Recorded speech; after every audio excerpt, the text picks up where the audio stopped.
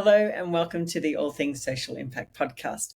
I'm your host, Andrea Kanaris, and today we're joined by Paul Cranch. Paul, would you like to introduce yourself and let people know a little bit about your background? Yeah.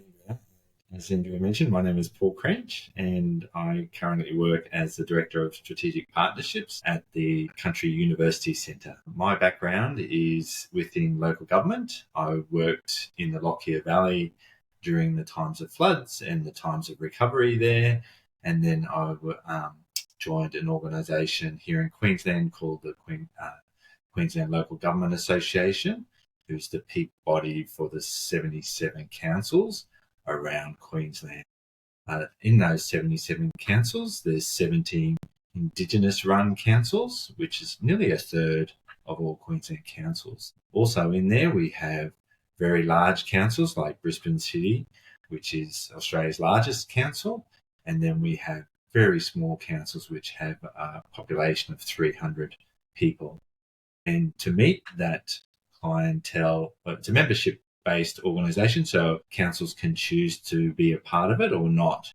But it's been around for a long time, and the key to keeping everyone engaged in our organisation was to always be talking to them and identifying challenges that they're facing or their communities are facing, and then trying to help them as well. One of the key things working in that peak body space, one of the key things that I often heard from our members was the problem around attracting investment to their region, and also, of course, economic development was a key thing for many mayors, because often economic development would fall under their portfolio, the mayoral portfolio. Reason being, many of those large industry bodies and companies would come and actually talk to the mayor about their plans to identify community sentiment. So it was great to play in this space. Economic development is an area I've always found interesting and can have a very big impact on regions. And so working in this space, there was a lot of challenges trying to meet the needs of all of those councils, but also to provide our unique value proposition. Something that's driven me about the work that I do is around communities saying, like I said before, around attracting businesses to the region, but more importantly, livability was a key concern for them as well. And economic development actually brought a lot of prosperity to regions, which helped them to be more financially sustainable as well. So it was really an important portfolio. When I was talking to a lot of mayors, they often talked about the loss of their youth capital from their regions and the work that they tried to do around getting their workforce to those remote communities as well. It's quite challenging for them, and they'd have to very much incentivize those positions. I saw a role the other day for a director in a council in regional and remote Queensland, and that director role was paying more than a director role in Brisbane at the state government level, which had 40 employees under them, but the local government area would have had only about 20 maximum. So, and then they also included a house and a vehicle as well. So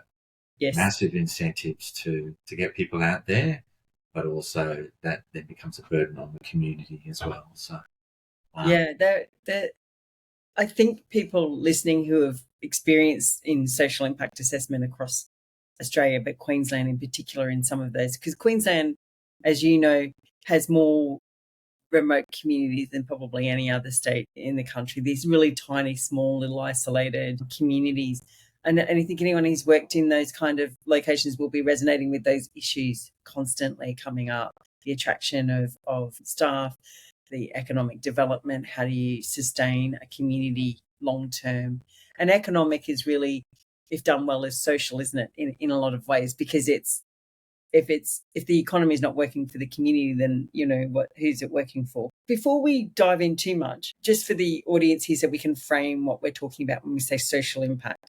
What does social impact mean to you, and what has it meant to you in your career? Yeah, well, I think I noticed it the most when I was working as the chief of staff for the mayor in the Lockyer Valley. Yes. and understanding the impacts that major events like floods, but also the recovery side of things. And a lot of people aren't aware of the boom that comes after a disaster event and what happens after that. So that was something that we hadn't prepared for, but also were very curious to how do we turn this disaster event into something that builds back better. Yeah. So for me, it was really about what are the negative and the positive impacts of events. So it can be, like I said, a disaster event, but it also can be a major infrastructure project that's coming to the region. It can be the development of a renewable energy project in a region. It can be something simple like the withdrawal of a bank from a community. Mm, How does that impact a community? There's many different examples yes. across communities where local government has had to step up and play a role. And what's quite interesting is, and you may not know this, Andrea, and your audience may not know this, but local government has often stepped up into that space. And if you look at the roles that are in local government, we've also seen roles like people become bakers because the local bakery had closed down, or Yeah. communities are small, but they still need an undertaker. So councils have taken on the role of funeral services. There's a lot of different things and these are all different. So you might think, well, same size community, same remote location, but they have different challenges. Yeah. And if you can talk to the local leaders, which are most councils, you will be able to identify these challenges for these communities, and you can see where their needs are and what impacts are having on the regions. I often hear organisations leaving council the last point of contact to let them know of their project, and Yeah. often it's too late. Yeah. They may not be. Councils have that local intel that can help projects, and sometimes people fear talking to councils because they may find some problems with their project, but it's good to get those out first as early as possible so you can start to then work with the council who are keen to build prosperity in their region. So yeah. Yeah. That's a really good point. And what I hear, if I'm hearing you correctly, is that, social impact in a lot of ways, it can be a lot of the times, and I know this has been my experience, probably yours, people hear social impact. And the first thing that quite often happens is a negative. When you're talking to people, it's our natural state to go to the negative. We're kind of got a negative bias. Yeah. So it's never hard to actually get people to tell you what their problems are. But as a practitioner or even in the roles you've had with local government or other roles, if part of being in that social impact space, if you like, in its broader sense, if I'm hearing you correctly, is really about being the problem solver and how do you take that problem and go, how can we use this unfortunate situation, whether it be a flood or a project that's going to disrupt the community's way of life or whatever the assessment may be in terms of that intervention. It's how do you then work with the community to problem solve it, to get the best maximum benefit to the community while mitigating as much as possible the negative flow-on effects. But also, I think what's important, I'd love to pick up, is that local government role, because a lot of people, you're right, local governments have their ear to the ground, the finger on the pulse when it comes to the community, so intel is really important. But they're also able to support implementation of important programs. And if they're not on the journey, then it can be really hard to make those things, manifest them into a reality. So that's a really good point. I noticed you mentioned the bank teller, and it reminded me of a story. I was working in central Queensland, but there was a town who had lost its bank. So they had not even a teller. They couldn't even get $20 out. And they were telling me the story that they had to drive to Emerald, which was 2-hour one-way drive. So it's a 4-hour, round trip. If they forgot to pick up milk or bread, it's not like you could go and get money out. It wasn't like you could go and just go to the corner shop like we do in the city. It was really a case of losing this teller was such a huge issue for the community, and it created so much, I would imagine, angst around it, but just time consuming and pre-planning that they had to do to make sure they had everything they needed so they didn't have to go out to do a 4-hour round trip to pick up something they may have forgotten. So something I guess us city folks take very much for granted in terms of saying, things are convenience, but these are things we take for granted.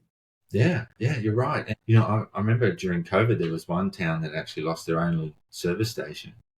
Yeah. So how does that impact a community? And a lot in country areas, I would imagine. Yeah, and then so if we talk about COVID, there was a case where everybody started to do local tourism.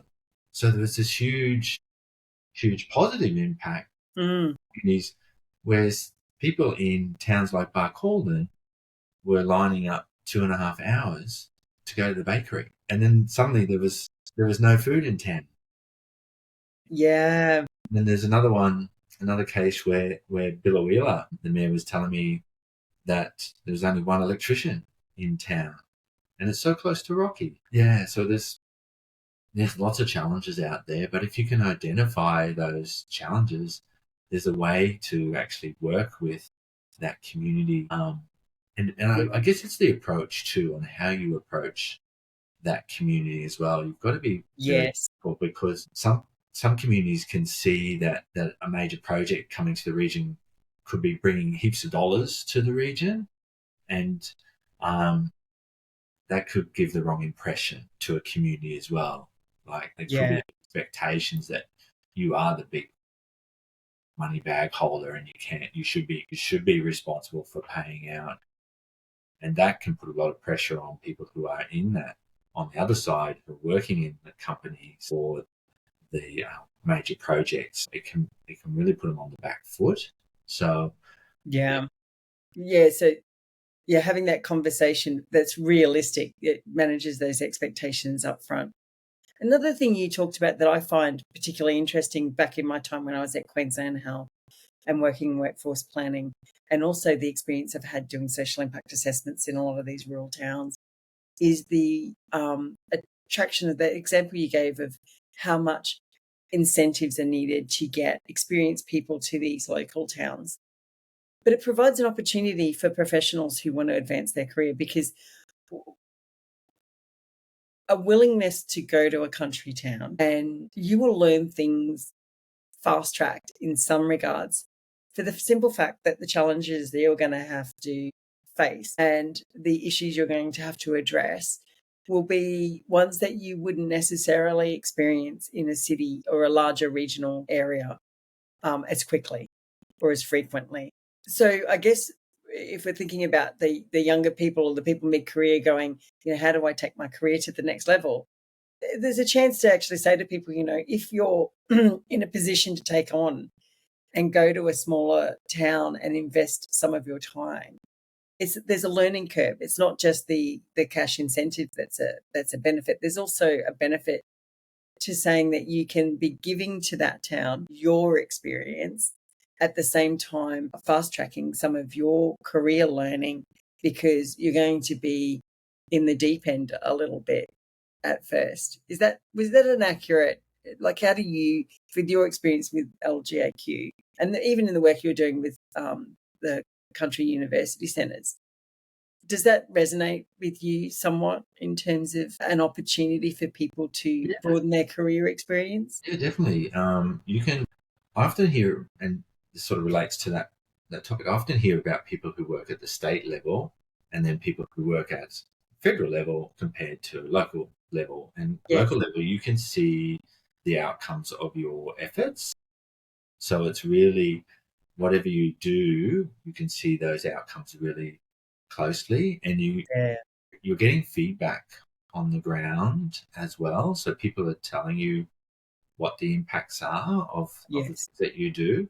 So it's really great to get that feedback, and it's like real time. Bang, I did this, and this is what happened, and I can see the unintended consequences of that action, be it positive or negative. So it's really helpful to have that.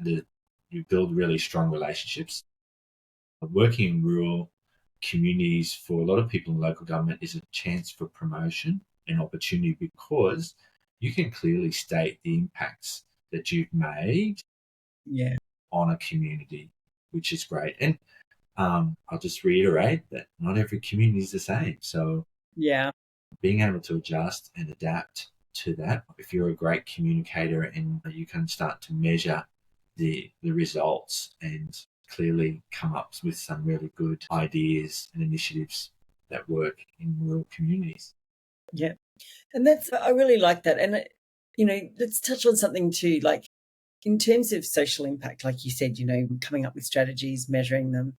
There's an element of community development, but it's also being creative, like get outside of the cookie cutter kind of, we'll just take this and implement it over here, because your communities are all different, because the issues that they face are challenging differently. But even when you put those to the layering of those, it's just they're a different community. They're unique in their own way. Yes, they've got issues. You might be able to find someone that's got an issue like that, but it's about how that particular community is open to or will be able to embrace that. So you really need to find creative ways to solve the problem with the community.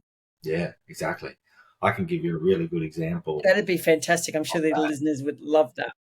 When I was working in the Lockyer Valley to relocate the town of Grantham, there was a number of options being put forward to, and this was the first time that government had actually looked at relocation because it was being led locally by local government and local leaders. They really needed a solution that would provide the best outcome for the community. So they did a lot of community consultation prior to developing this world first of community-led relocation. Most relocation is not community-led.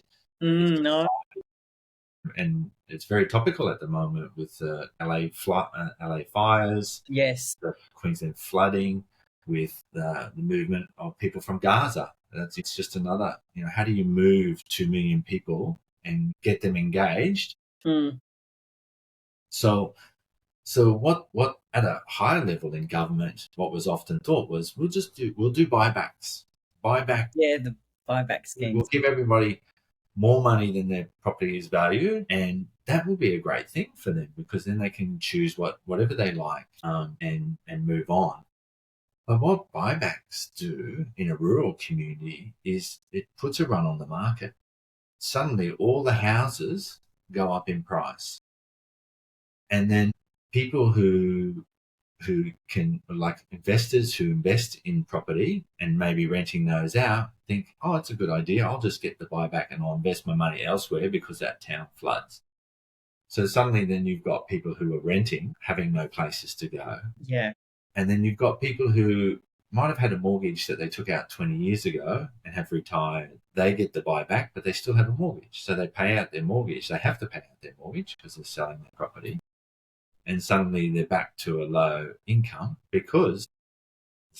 back to a point where they've only got enough money for a deposit. And that in 20 years, the price of a deposit has changed significantly. So the unintended consequences of an idea that may seem good may not actually be a good outcome because there hasn't been the community consultation to identify these challenges that may impact different people in that community. Yeah. And the key, and what those people in government are thinking is to do a land swap is what we did in Grantham, was swap land rather than do a buyback. We kept the community together. But the argument was you'll pay extra for infrastructure and that would be costly. But the idea was led by the community was, well, what if we actually had additional lots of land that we could then sell off at cost, which would cover the costs of the development of that area. Yeah. So quite smart. And communities are smart. They are. That's what people forget. It's easy to see a different lifestyle and a different way of living and seeing it as lesser than yours. And I think as people, we do it without consciously realizing that we're doing that. But when you really talk to communities, no one knows their own community capabilities, capacities better than the community themselves. And there's a lot of really smart people in these communities. Yeah, you're right. It really is. We've seen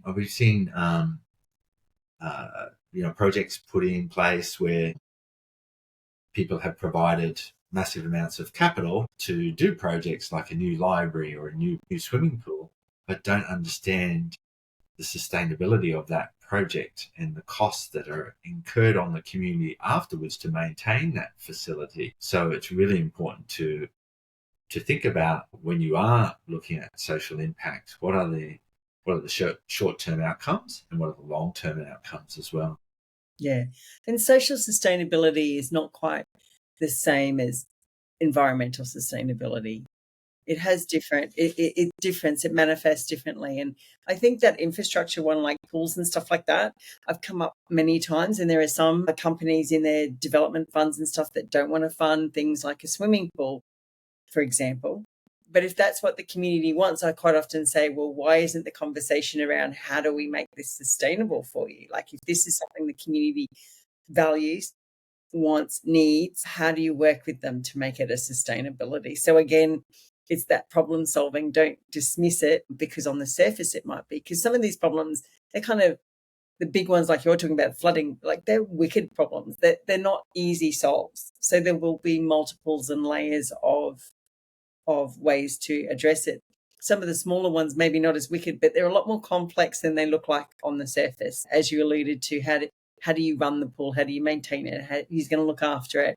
Those kinds of things. And who's going to do the employment of somebody who does all that maintenance? So there's definitely, I always believe there's a resolution, but it's like working with the community to find out what it is. Which brings us into that measurement bit that you were saying, like, how do you know you've actually had an impact? But more importantly, how do you do it in a way that you can course correct if your assumptions you made, because you gave some examples of where the buybacks weren't great. But if they'd have had a mechanism in place to go, look, we think this is a good idea, let's see how it goes, versus we're all in, we're just going to buy back. Yeah. This, and that's, and there's no time to pilot that sort of thing because people are, under pressure. There's a lot of negative impacts. There's even the challenges around prevention of suicide and it's a traumatic situation, isn't it? People are saying, well, give us a solution. We want this. And it might be coming from inexperienced people, not necessarily. So finding people in this space who have had positive impacts is probably can be a little bit challenging, I think. Yeah. But talking to people, being on the ground, if you can pilot and then scale up, fantastic. That's great. But identifying the challenges of a community and seeing how those challenges can be switched around into opportunities is really important too. Yes. So just going back on that relocation and the cases of disaster, you've got that short-term impact of people not having homes to live in and the potential that the disaster could reoccur. Yeah. On the, 6 months down the track, a year down the track, now you've suddenly got all these construction companies coming into your region and taking up all the rental properties, and yes, and suddenly there's this boom in your community as well. And what are those impacts? Trying to identify that. And there's some commonalities here between the mining boom and the resources. Yeah, I was actually making that same connection as you were saying it. I was like, and booms can have just as many negative impacts as some of these disaster events. Like if, like the mining boom did up in Moranbah and places like that, where, they had to, I think the most extreme, it was fly in, fly out McDonald's workers because they couldn't get anyone. Yeah. Like, it gets crazy. People, doctors, nurses, teachers can't afford rent. It gets pretty dire pretty quick, doesn't it? I mean, it does. Yeah. So this is why it's really important to have conversations like we're having today, is to identify what are those impacts. Now that may seem, those booms may seem, to some it may seem negative, but to others it may seem positive. So how do you then turn that around? So what can you do to have a positive impact on that boom? How can we mitigate some of those challenges that other places have actually seen before us, and that's about talking to those, not only in the community that you're going to actually impact on, but Yes. investigate other communities that have had similar challenges and what did they do. Now, people in the mining boom and who've had experience like yourself, Andrea, are very well aware of the impacts that businesses and projects can have on a region. But there are a lot of other projects who are very new to this space, and I would refer to the renewable energy sector, but Yes. also major projects like inland rail Mm-hmm. and other, the critical minerals area now.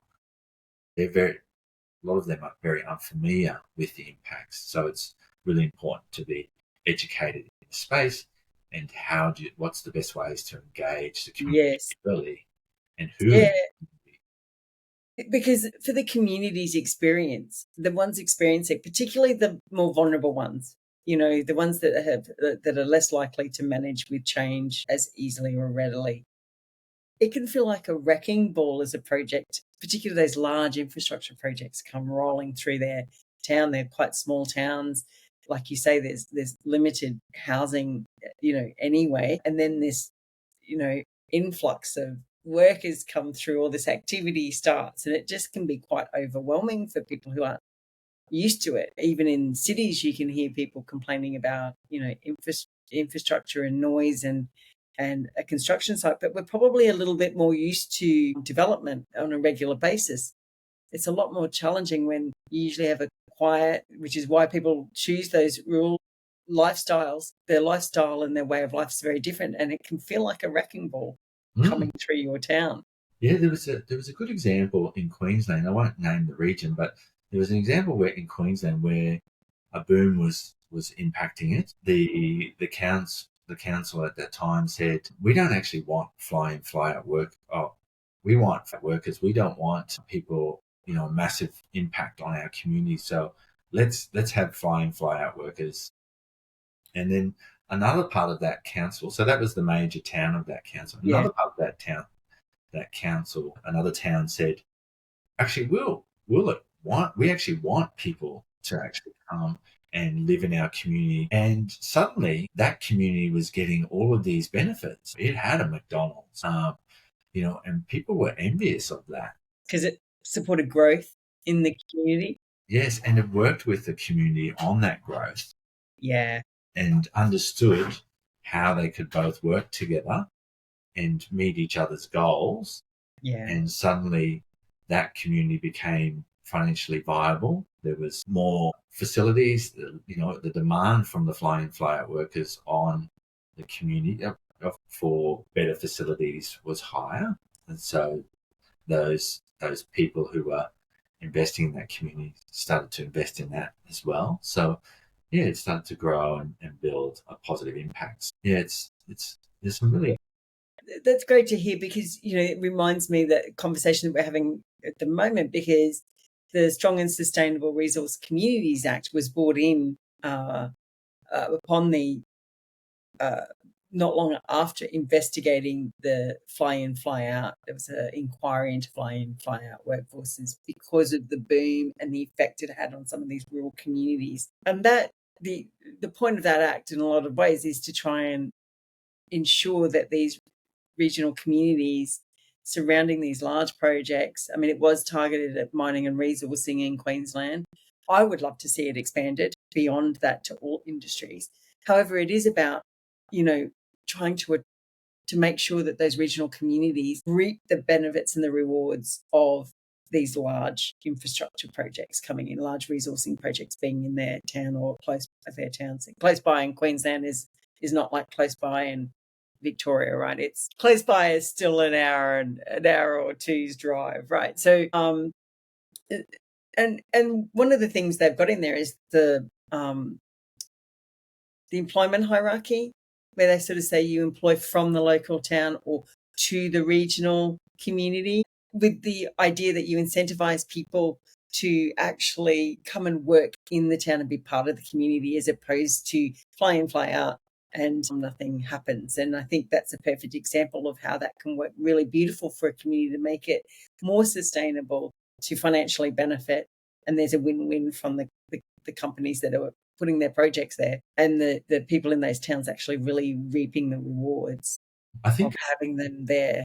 I think just on the renewable energy boom, and going back to your point about the changes in government legislation, etc. It's always driven locally. People have got to remember that those changes. So in the case of renewable energy, a lot of companies said, well, we've got the backing of the federal government. This agenda, Correct. that's we'll be fine. We're going to meet these targets. Yeah, and then the state government came in and said the same thing. We're going to, renewable energy is going to be great, and it's going to be really good for the communities everywhere. And then they started to incentivize those projects, and they came in, and they were very fast and very quick, and there was very little consultation. A lot of people had to sign non-disclosure agreements, so they weren't allowed to talk to others, but rural communities do talk.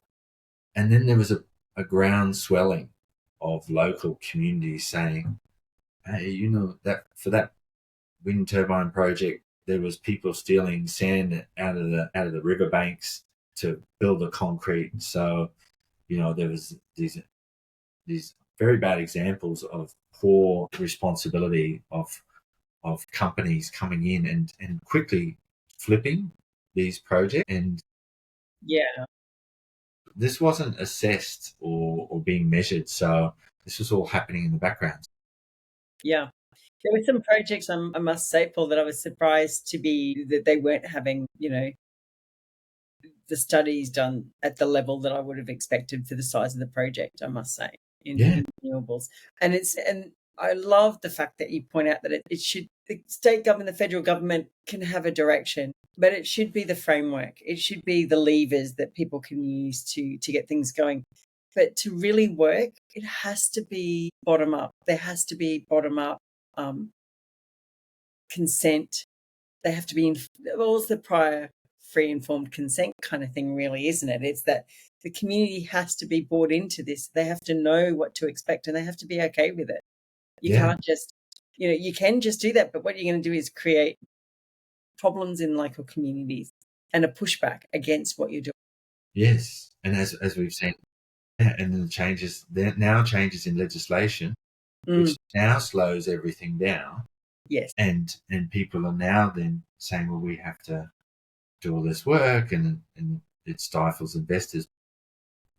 If they had engaged with locals early, they can actually turn it around and actually spin it right round 100%. To make it a positive for the community and bring them on that journey, and build really good examples of positive community impact. That's right. It would be great to see. I know the clients that I've worked with that see this as what it is, knowing what your impacts are, your social community impacts are, will allow you to manage it. It's not you might be talking about potential negatives, but it's problem solving. It's managing your risk. It's going to fast track any barriers people have, because people will be the intel that you need, can be the solution that you need as you go along. And if there's need for tweaking design, you'll get there quicker if you actually talk to the community. And being an exemplar, one would hope that these developers want to be an exemplar of how to do this. And I've seen companies do this very well when they take the time to prioritize and go, we want to know what the concerns of this community are, and we're going to use them to improve the design of our project if we need to, or even the design of their studies. I mean, I've seen companies go, we've got communities that are concerned about, potential contamination of lead in these areas. So they make sure that they build, even if they technically go, oh, that's not going to be, which we've all heard, the experts saying, oh, it's not going to happen. But that doesn't help a community. Like, what this company did was really smart. They actually made sure that they sampled in all the locations that the community had raised concerns with, and were transparent about those sampling, were transparent about the results. And that built trust with the community, and it also actually answered the concern for the community. Yeah, Sometimes it's small stuff and you might spend a little bit more, but it will save you so much more, because every day that your project's delayed is because that's what happens. It delays, like you said, the whole process is delayed because now they've got to relook at the legislation, or they're relooking at whether or not the studies were done fully enough, or the community, and that just takes time and it holds everything up.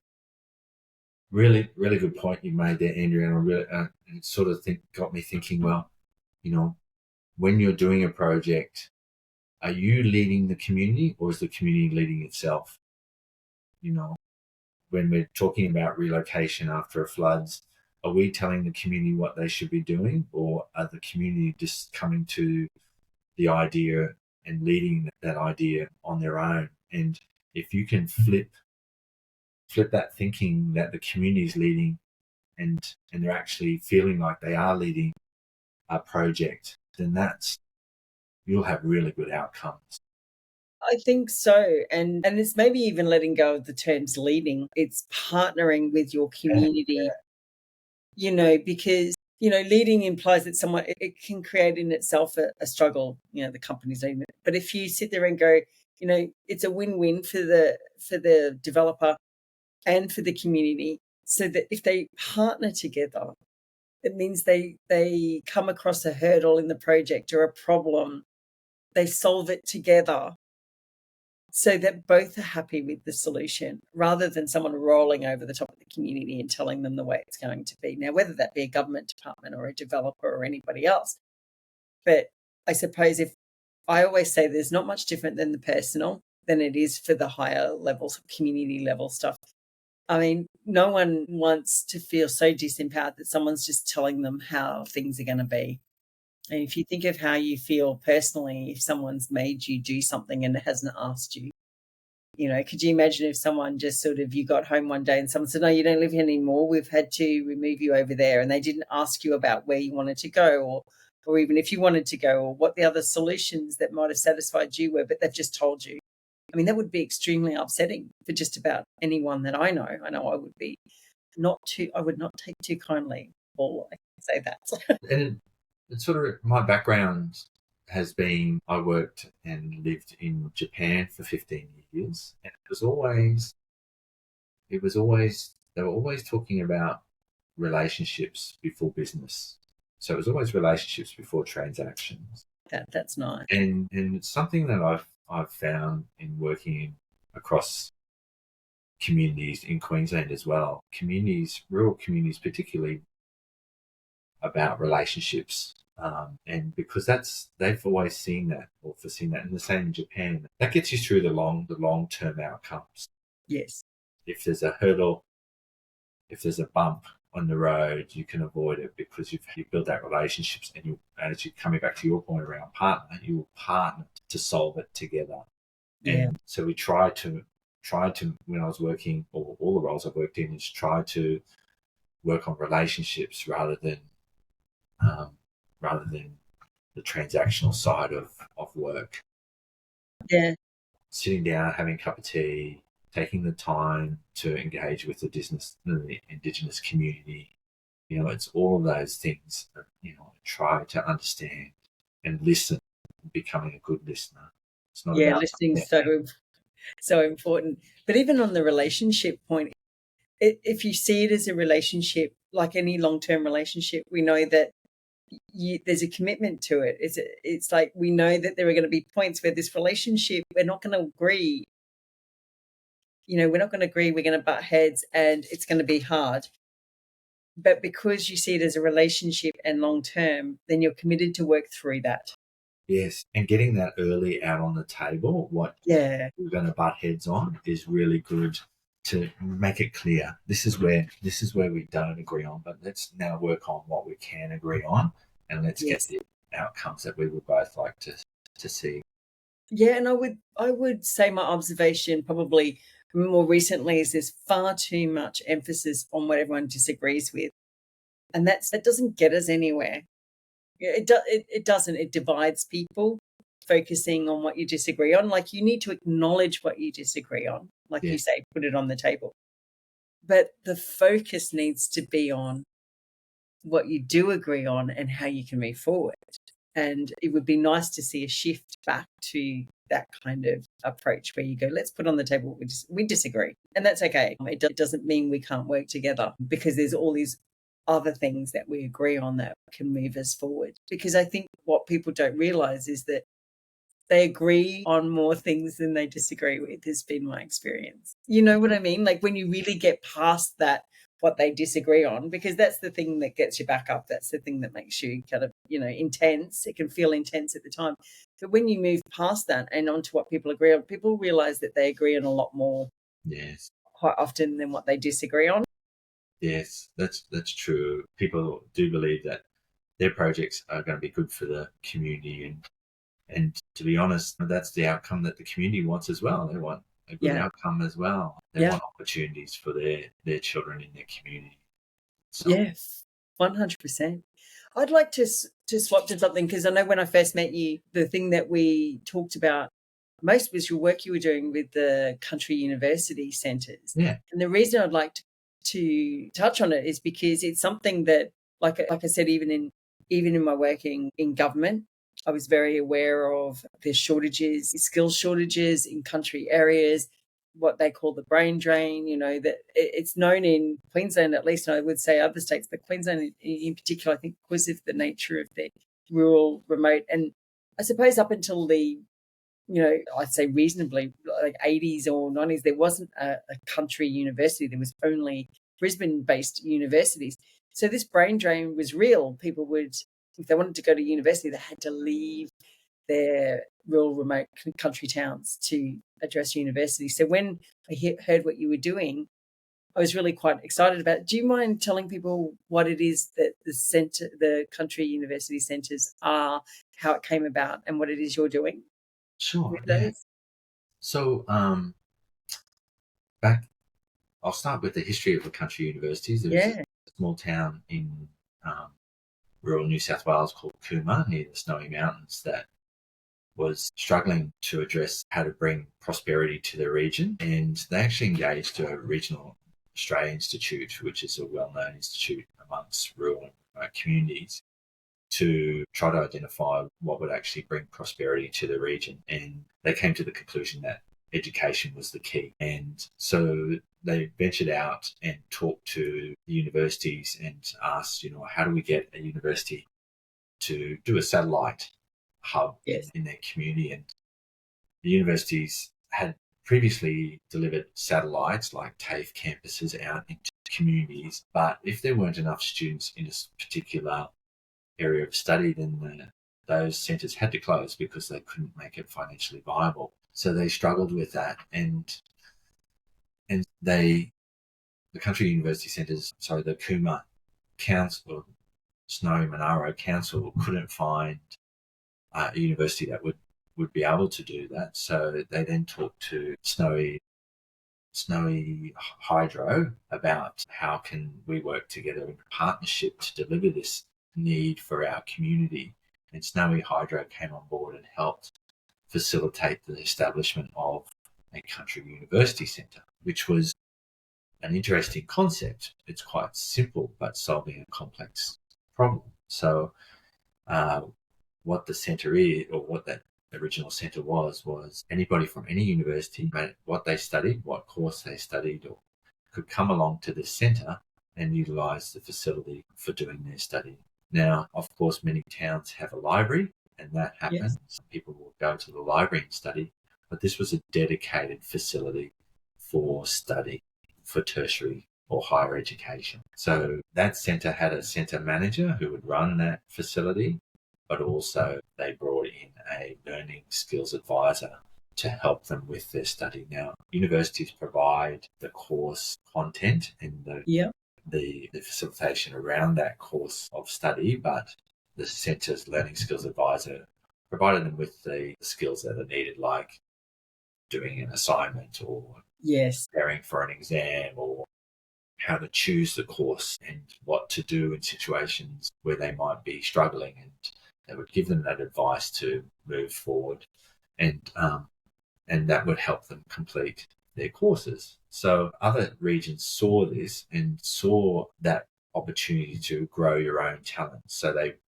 they said, well, this is a great idea. Let's do the same thing. So it started to build this network of centres in communities. And so the next centre that opened, I believe, was Goulburn, which is just outside of Canberra, and then Broken Hill as well. So suddenly there was this growth in communities of these community-led initiatives. Yeah. And the state government saw the benefits of growing up their own talent, because what we found was these people who were studying in the rural communities would actually go on and work for New South Wales Health or work for the education. Yes. Because a lot of people aspire to be teachers and nurses and Yes. professions. So a lot of the makeup were those students. Just going back to your point about people leaving communities, we have some percentages. So 40%, the average is about 40% of the young population actually leaves a community. Yes. And out of that 40%, only 30% will return to the community. So there is actually some figures around that brain drain. So, this got me excited when I was starting to hear this story about country. Yeah. Because a lot of the councils and the leaders from communities were saying, this is a real problem for us. We're losing people, but we can't attract people, even though we might put in these policies around fly in, fly out workers, but no one wants to live here. So how do we increase the livability? So the centres were actually beneficial not only for high school leavers, but it's also we were seeing these other benefits around people who weren't in high school. There was people from who moved there with their partner, and the partner didn't have a job, so they were wondering what they could do. So they would, maybe do that degree that they'd always put it to the side and start to look at that. But being in that learning community, so the centres were creating role models in the community as well. And people were starting to say, well, if so-and-so can get it, because so many people in rural communities are first in family, there was no role models for people there was no mentors for people who wanted to study. So hard to see a pathway, isn't it? If Yeah. someone's been there before. And the other thing I picked up while I was listening to you is that you've got the centres which provide the practical, pragmatic ways that people can study and stay in their hometown. But it also created a community, like a connection, because usually those remote learnings, it's pretty isolating. Whereas this sounds like it was creating a sense of going to university in that physical. Yeah. I leave my home and I go to the university, and I've got other students who are going through the same experience as me. So that social element of university, which I think is a really important component of university. Really Those good pickup there. connections with other people. Really good pickup, Andrew. We say they come for the facilities but stay because of the people. So it's their peers, it's the learning skills advisor, it's the centre manager.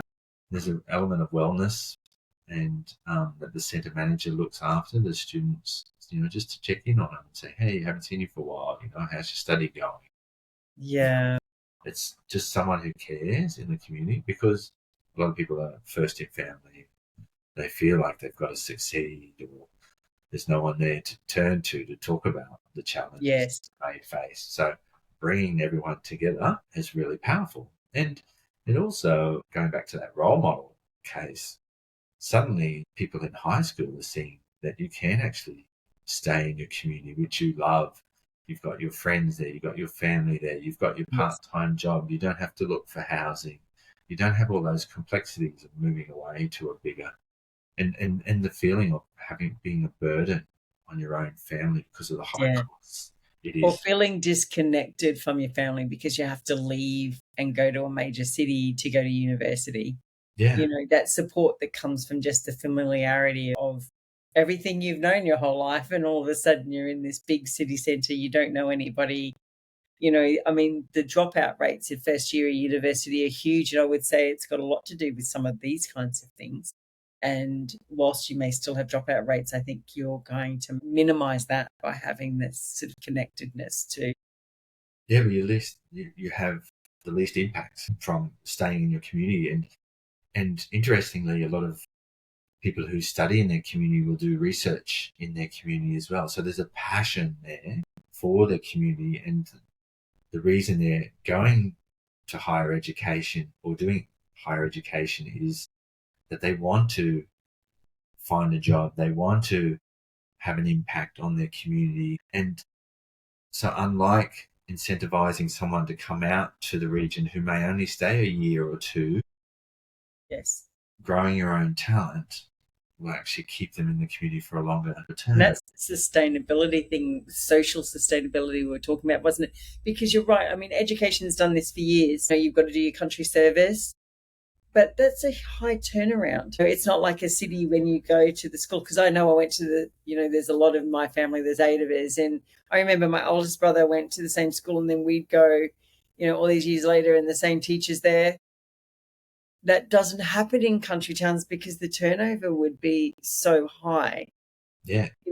That creates a different relationship and a different, vibe. The communities as the centers, schools as the center of communities sort of works better. Parents have confidence in the teachers. They know the teachers know the families. It sort of makes for a better outcome. And I imagine that would transition just as equally to the country university centers that you're establishing. Yeah, people want to genuinely make an impact. Yeah.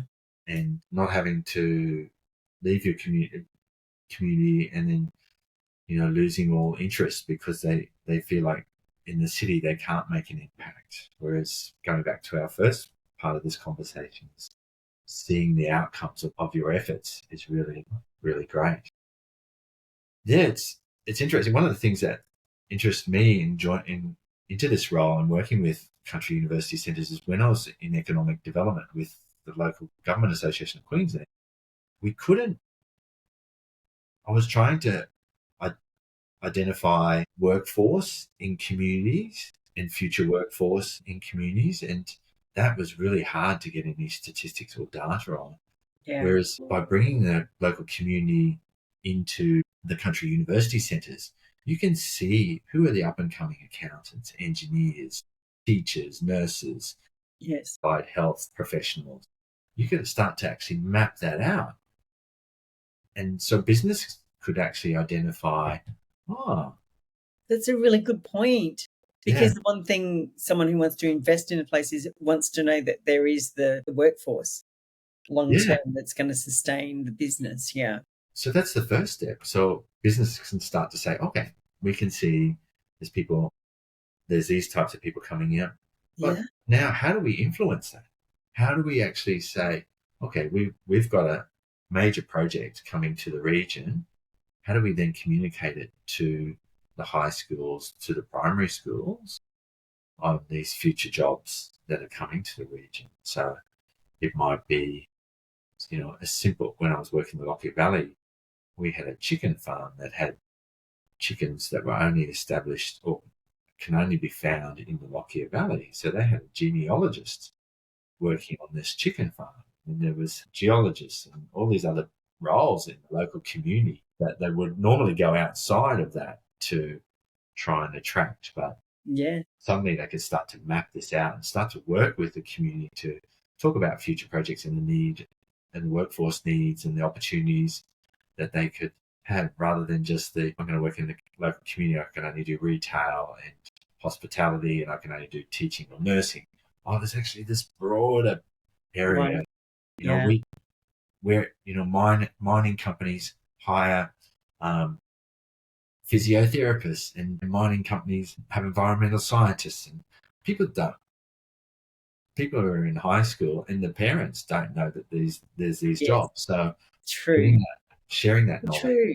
And it's inspiring, and it allows these communities and these young people in these communities in particular, like you said, even adult students, who it allows them to aspire and to dream about what's possible, because there's a mechanism that they can tap into, that allows them to make it real. Yes. Not like I've got two choices. I stay here and, like you said, I do retail and I do these things, or I've got to leave town if I want to do anything more than that.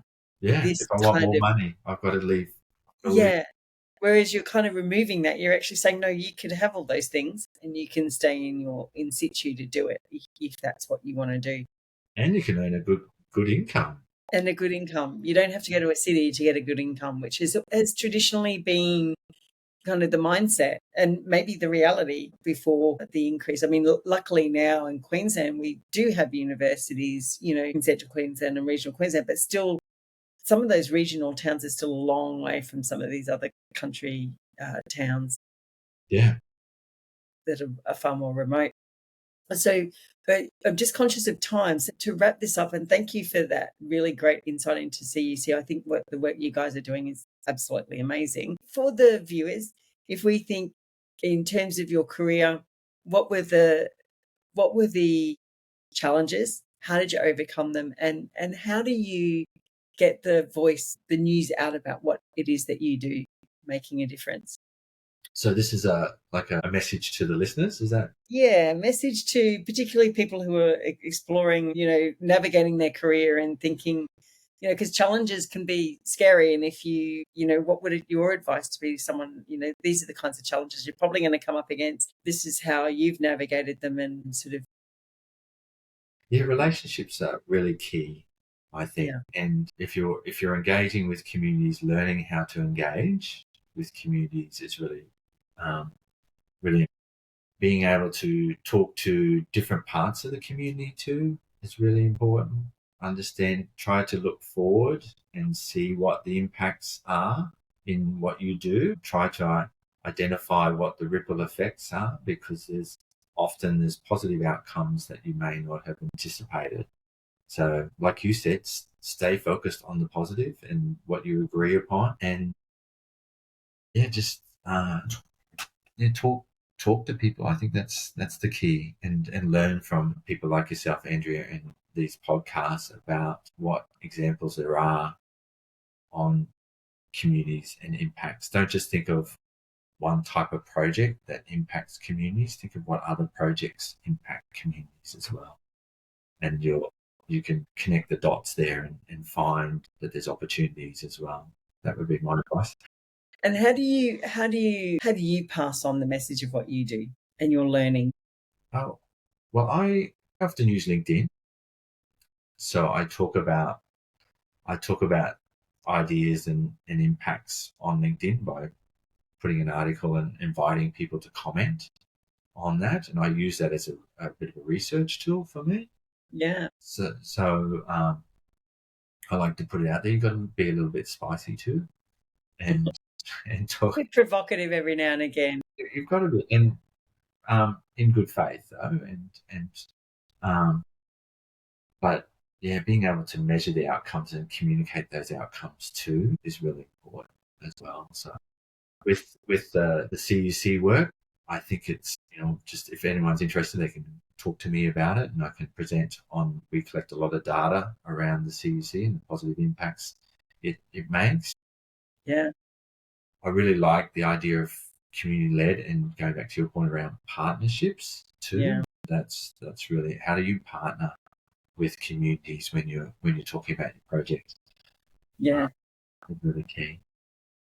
Thank you very much, Paul. And we'll put the information around CUC in the comments so that people can reach out to you and find out more, because I'm sure there will be people around who would like to know more about that particular initiative. I think it's a really important one. And thank you so much for your time in telling us your story and your experiences. It's lovely talking to you, Andrea. I love to share, because it gets me thinking again too about what other ideas there are. Excellent. Well, enjoy the rest of your day, Paul. Thank you. Thanks, Andrea. Bye for now. Bye.